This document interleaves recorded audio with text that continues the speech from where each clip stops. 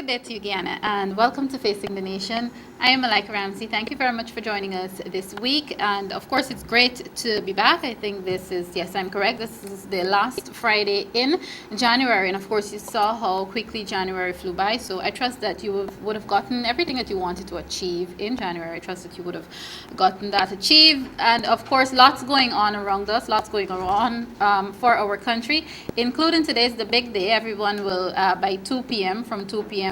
right on to probably 4 or 5 o'clock, everyone will be peeled and have everything and their eyes and ears and everything open to hear what's happening with our budget. Of course, today is budget day, and the Minister of Finance, Winston Jordan, is expected to present the 2016 budget for the 2016 national budget for our country, and people are even calling it historic because it is the first time, as far as I can recall, as it relates to my age and my generation, it's the first time in a long time, after many years, that we're having the budget, the national budget, read in January and not way down in March or April as we would have seen in previous years. As you know, there was one that was read in August 2015, and that was because of the regional and general elections that we had, where the government or the administration changed. Of course, we now have the APNU+AFC administration, and then, you know, before that there was this long big drama where the parliament was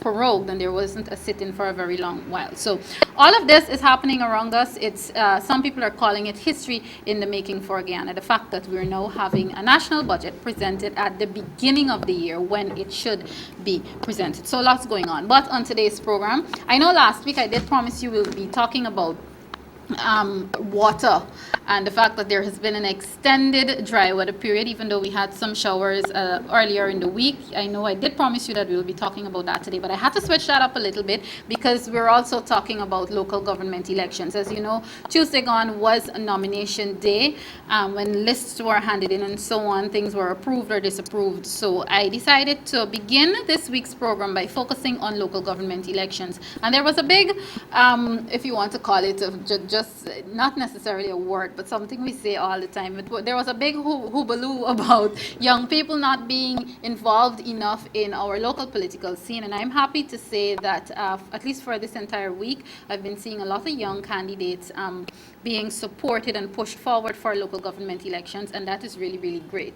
So I've decided from now until local government elections, which is going to be in March, that's on the 19th of March, from now until then, I will be featuring some of those young APNU+AFC faces who are vying for council and leadership roles and so on. So you'll get to see and hear a lot from them. So that is on the note that we'll start off today's program on. But before I start off on that note, I'll also tell you I am expecting the person, Miss Magda Wills. She's in charge of the Skills and Knowledge for Youth Employment program Guyana. Of course, that's called SKY. And for those of you who are not familiar with it, it is the program that is facilitating the rehabilitation of some of those prisoners who were pardoned by His Excellency David Granger. Of course, you know, some were pardoned in May of 2015 and others at the end of 2015. The aim is to have them rehabilitated and reestablished in society so they can indeed function and become productive adults, so that they would not end up back in the prison system. So SKY is providing for that, so we'll get an update on how they're doing and so on, and not just about an update on them, but the purpose really of SKY in our country. So stay tuned for that. But for now, it's straight to local government elections, and it is my pleasure to introduce and welcome to Facing the Nation for the first time a young candidate, Mr. Akeem Peter. Welcome to you, sir. Thank you for having me, Malika. All right. It really is great to have you. Some may not know, but Akeem has also done some work on the APNU+AFC campaign that is during the 2015 in the preparation to the regional and general elections. So he's au fait with what's going on, but now we're going to test him a bit to see how ready he really is, because remember, young people, including myself, this is what we called for. We called not only for our leaders to recognize the contributions of our young persons, but we called for our young persons to step up to the plate, and now they're doing that. So it really is good to have Akeem on today. Akeem, let's talk local government elections. I did say to the viewers that many people are still confused about local government elections.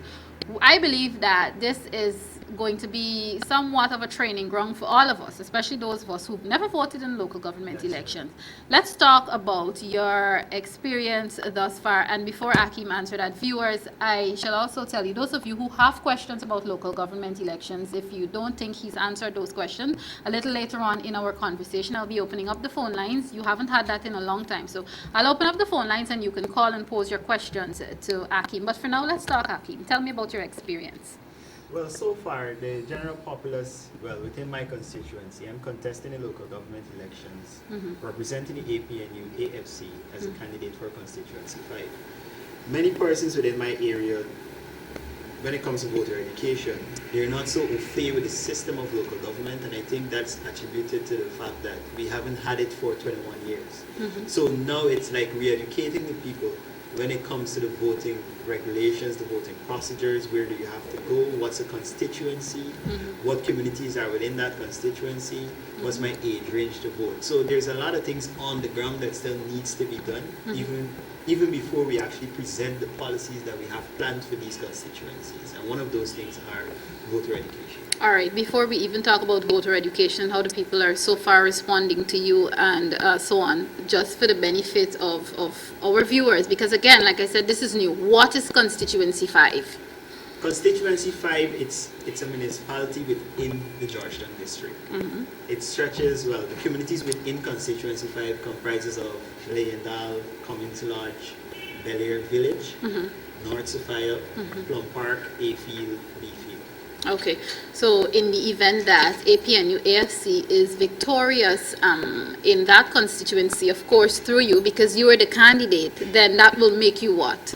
That would make me the councillor for Constituency 5, and that would give me an opportunity now to give representation for Constituency 5 on the Board of Councillors at the Mayor and City Council. All right, let's talk about what's happening on the ground for now. You did talk about the fact that we need more voter education and so on. What are some of the things that you've already started to do? And I'm assuming that you have an entire team working with you. Let's talk about the process.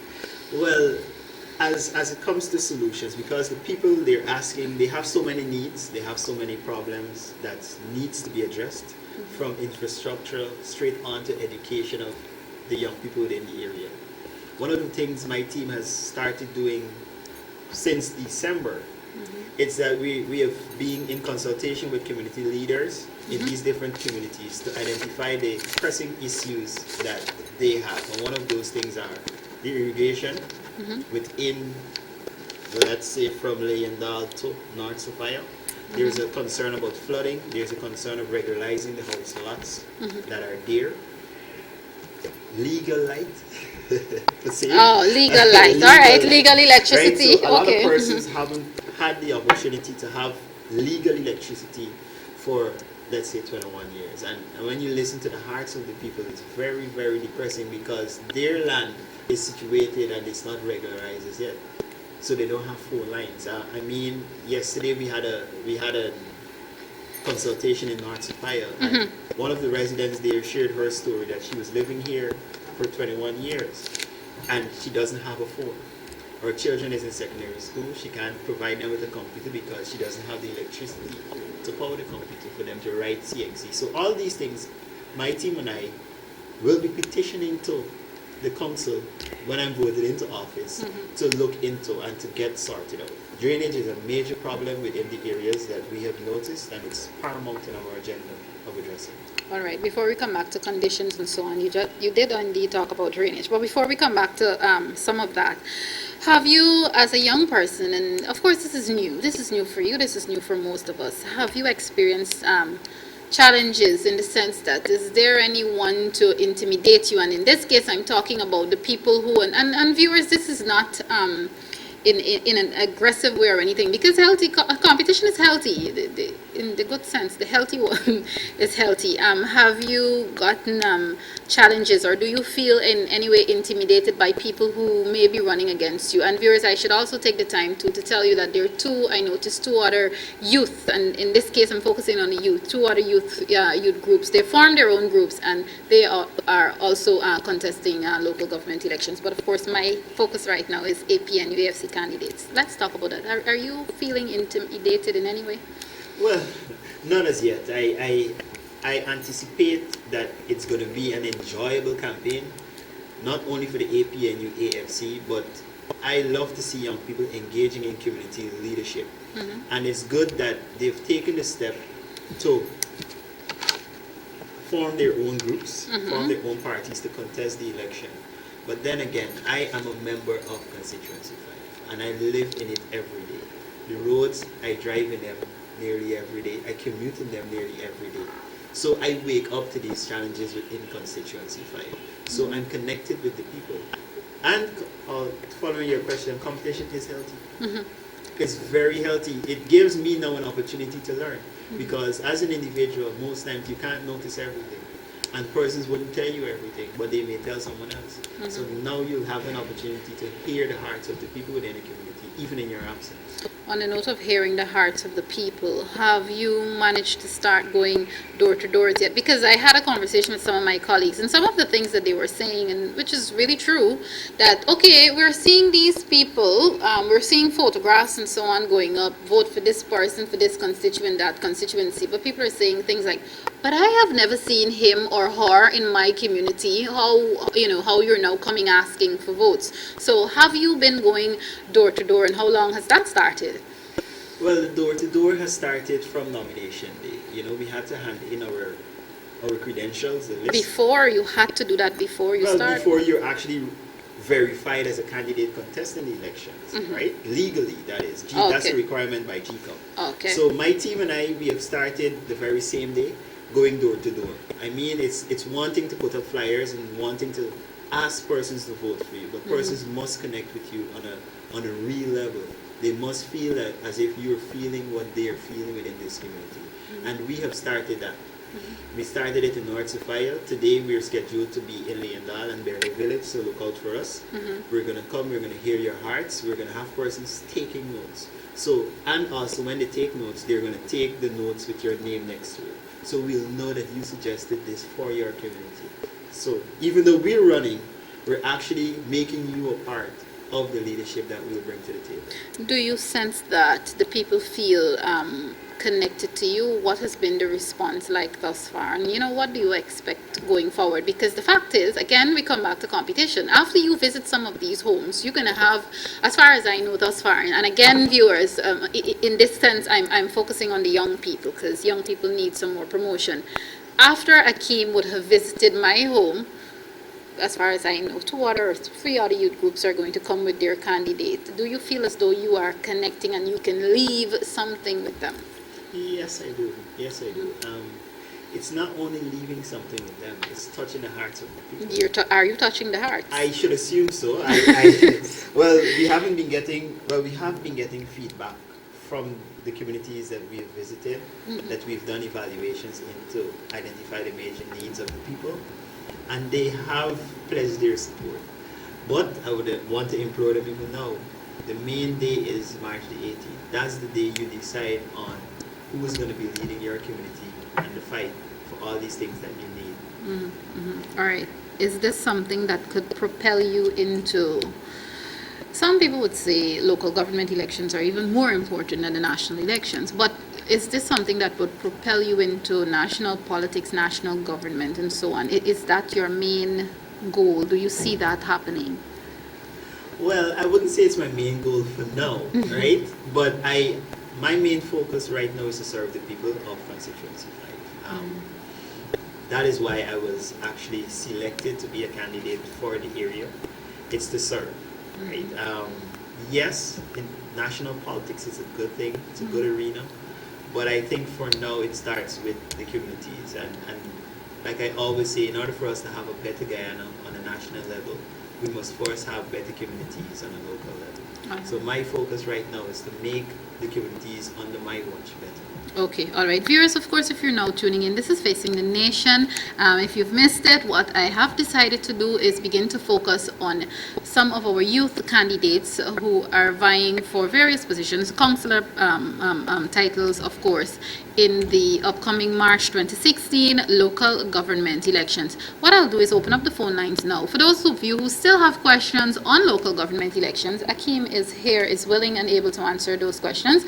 Of course, he's not in a position to speak on behalf of GCOM, so if you have questions that should be directed to GCOM, we will not, even though he may be able to, in the sense that he knows the answers, he will not speak on behalf of GCOM. So if you want to call and ask questions about Akeem, the candidate, about APNU+AFC's involvement and so on, when it comes to specifically today local government elections, you can pose those questions and of course he will answer. But of course, while the calls are coming in, we'll still have some more of our conversation. I think we have a first caller. Caller, good day to you. Caller, are you there? Yeah. Hear me? Yes, we can hear you. Okay. I'd like you to do one thing. If you can just inform the minister that the fuel have to drop. Okay, caller. All right. I understand your cries. We haven't opened up the phone lines in a very long time. So I will assume that you've forgotten the rules on the program. We are specifically focusing today on local government elections. All right, so if you have questions on local government elections, not where GCOM is concerned, we can take those questions. Anything else, I will be forced to disconnect the call as I did with that caller. Akeem, let's talk some more. Now, immediately after the 2015 regional and general elections, and ministers were appointed, advisors were appointed, and so on, there was an uproar. Many people were disappointed, even some of us young people who are a part of the APNU+AFC coalition, whether at a middle level or at a junior level, that there was some disappointment that more young people were not, if you want to say, appointed in certain high-level posts when it comes to government. People were disappointed. We've even had people telling us, well, you know, don't come and ask us to vote anymore because the young people were this and the young people were that. Do you see so many young people now being involved in this local government election as a sort of vindication for young people, or for you, even for you, Akeem? Well, Malika, it all depends on how you look at the picture. Indeed, a lot of us, we were annoyed that youth weren't included in the helm of government.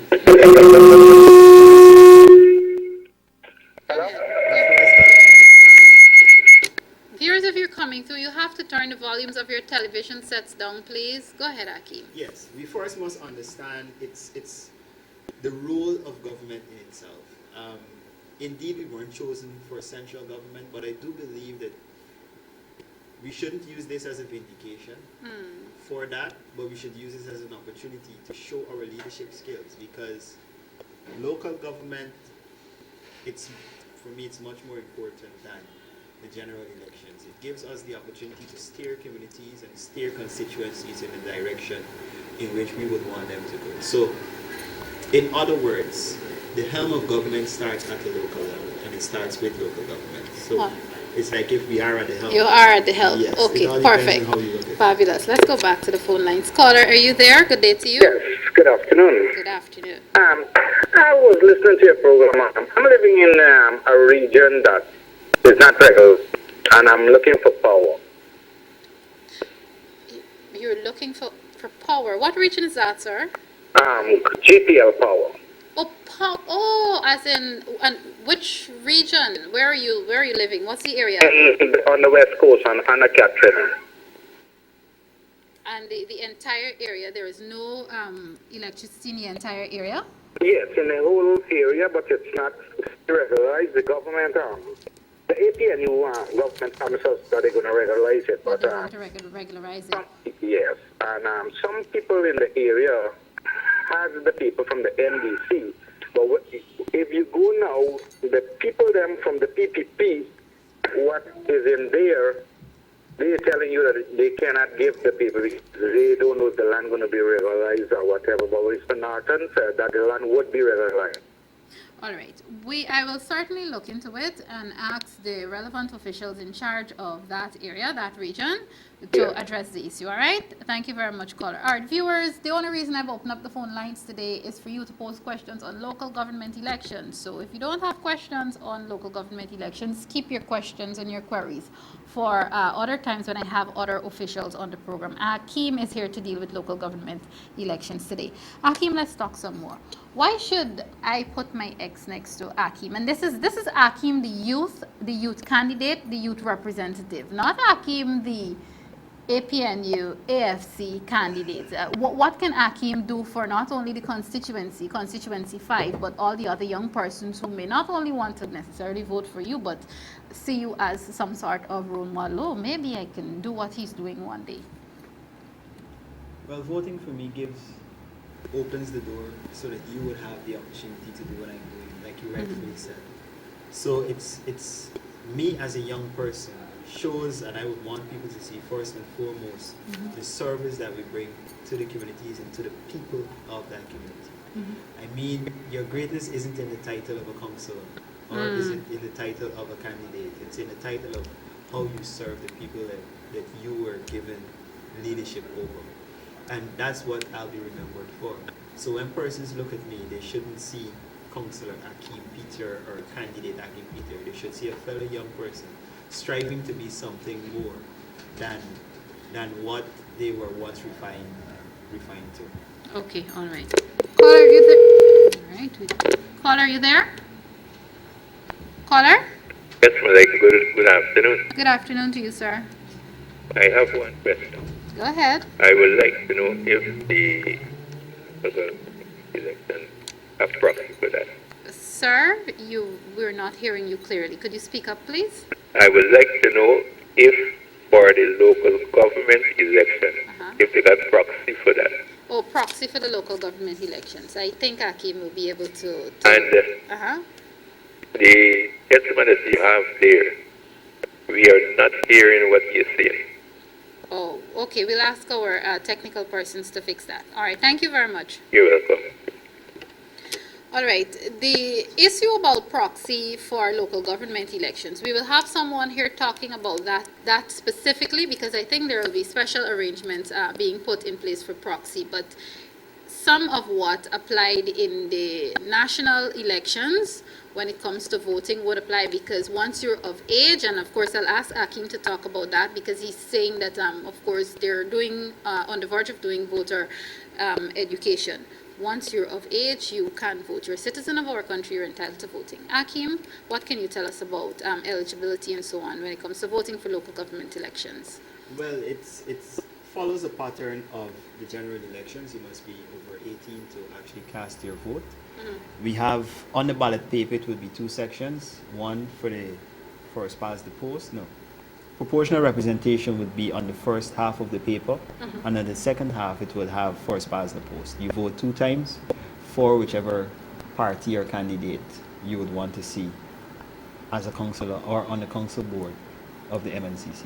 All right. Well, we have to prepare to wrap up today's conversation with Akeem, but don't forget, this is not the last. This is the first one, the first youth candidate for APNU AFC who's vying for the position of councillor in the local government elections. He's the first one we're having on this program, but he certainly would not be the last. But because we really want you to see some of the new, the fresh, and the young faces that, and we want you to know who you're voting for and why you should vote for them. Akeem, quickly before I have to let you go, just tell the viewers again, in the event that you become victorious in, of course, in your constituency 5, making that, of course, that would make APNU AFC coalition victorious in the said constituency. What would be the benefit for the vote, not only the persons who voted for you, but the residents of constituency 5?